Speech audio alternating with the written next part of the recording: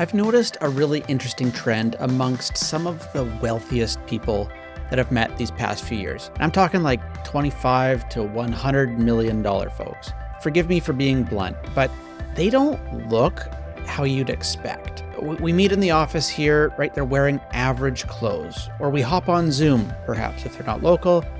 They're home, it's pretty average. We take a walk out to the parking lot to see what they're driving. It's a flip of a coin if I'm going to see a reliable 12-year-old Toyota or something else, maybe just a slight touch nicer. They really just couldn't care less. And then on the flip side, there are those folks who truly look wealthy, right? Some of the flashiest people I've met. The jewelry, the clothing, constant renovations on their home, Instagram reels of the trips, like all of it. It makes you think success, right? Until I look under the hood, a privilege I get as a financial planner. And what I see?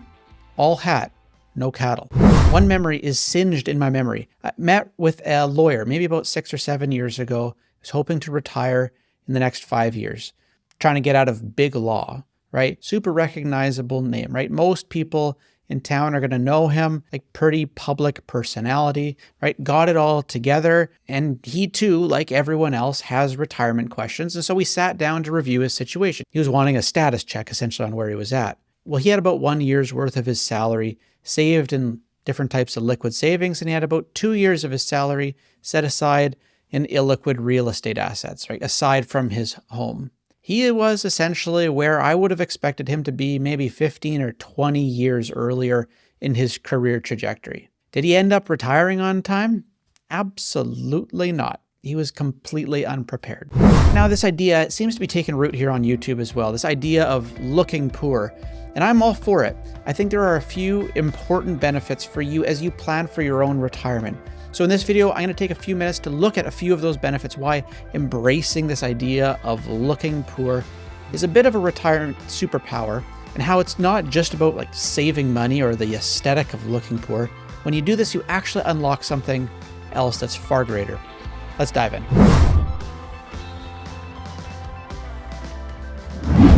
Best-selling author Morgan Housel, he puts it this way: wealth is the money that you don't spend. In many cases, it's the homes that you didn't buy, the cars that you didn't buy. It's the money that you kept, that you saved, that you invested. And this is such a hard thing for us as people to wrap our heads around because we're just so used to valuing what we can actually see. Like, I can see your house, I can see your car, I can see your clothes, but at a glance, I have no idea what your net worth is. I can't see your investment accounts. I can't see all of the invisible stuff. So this creates the illusion of wealth, and that's our first takeaway today.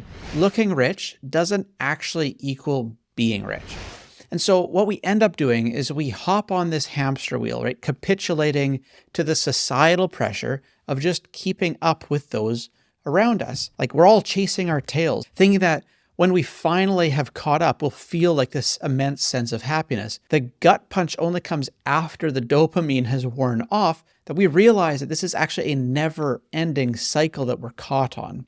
And this concept is called in psychology the hedonic treadmill. It's the idea that no matter how much our circumstances actually improve, like maybe buying a bigger house, upgrading to a more luxurious car, splurging on designer clothes, or going on even bigger trips, we quickly adapt to these changes and return to the same level of happiness as before. It seems like the constant pursuit of more traps people in a cycle of spending, where each new purchase feels essential to maintain our lifestyle, or at least our happiness. New luxuries gradually become necessities before we can even realize what's happening. Now, correcting this is actually possible. Pulling this off, though, relies on you receiving a dollar, looking at that dollar, and saying, you know what, I could spend you now, and I'd like that, but I'm not going to. And no doubt that's hard, but hard things are good for us. Specifically in this case, I think there are 3 distinct benefits of this hard thing as it relates to your retirement. So the first benefit is just that you're going to get to retire sooner if you can figure this out. The reality is, when you're not caught up in the race to kind of keep up with appearances, you're naturally going to be able to spend less. This means then that you can save more and faster. So instead of chasing kind of a flashy lifestyle, you're going to be focused on building financial independence. Now, this is important here, right?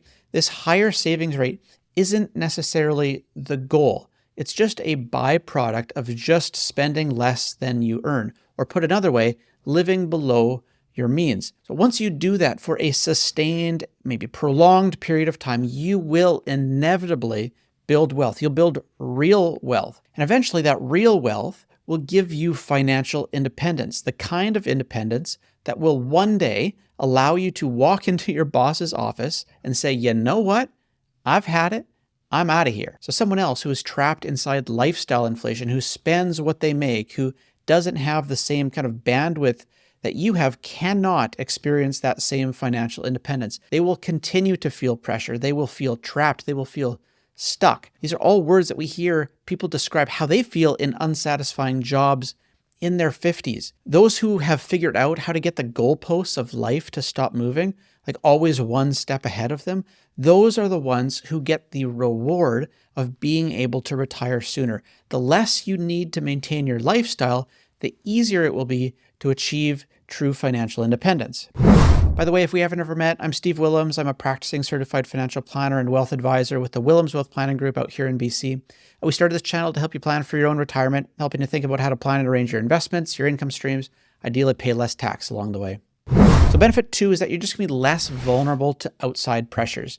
One of the biggest advantages of this like looking poor concept is the freedom that it's going to give you from external expectations and pressures. Like in our world, appearances often dictate how people will treat you. So choosing not to flaunt wealth in a showy kind of way creates a sort of social invisibility cloak that can be incredibly empowering.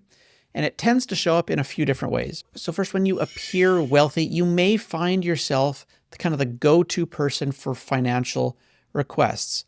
Family, friends, acquaintances, maybe even different charitable causes.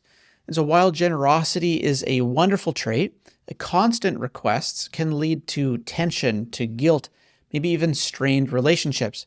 So by not showcasing your wealth, you're going to signal that you're just like everyone else, and that's going to reduce the likelihood of being approached for money, for handouts.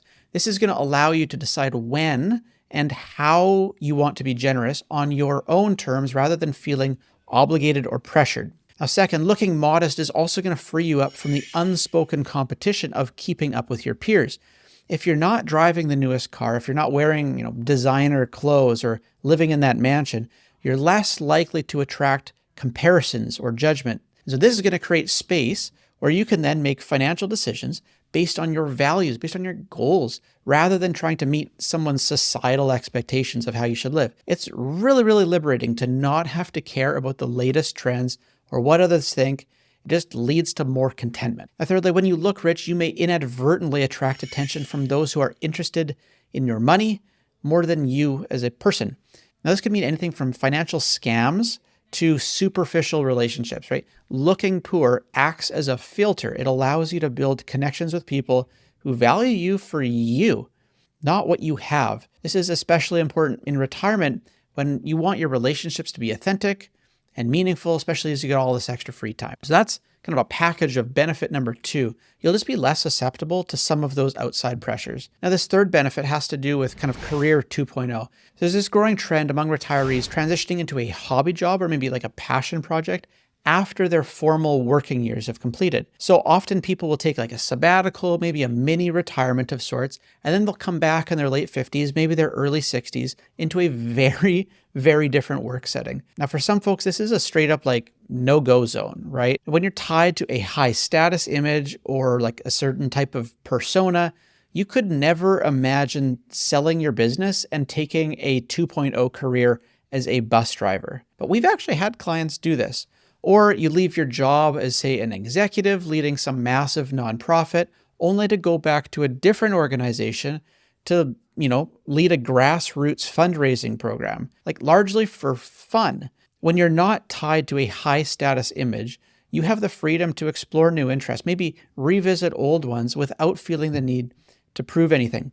You're doing it for you. So whether it's consulting or teaching or crafting, or maybe even working part-time in a completely different field, this reinvention can bring purpose. Often it brings joy to these post-retirement years. At this point, it's not about making a fortune. It's about just doing something that you love while supplementing your income. And when you've already embraced a more modest lifestyle, the stakes are just lower, and so it's going to make it easier to make that leap. So these principles, living modestly, embracing invisibility, and maybe even reinventing yourself, they're not necessarily new ideas. They're backed by research and even ancient wisdom.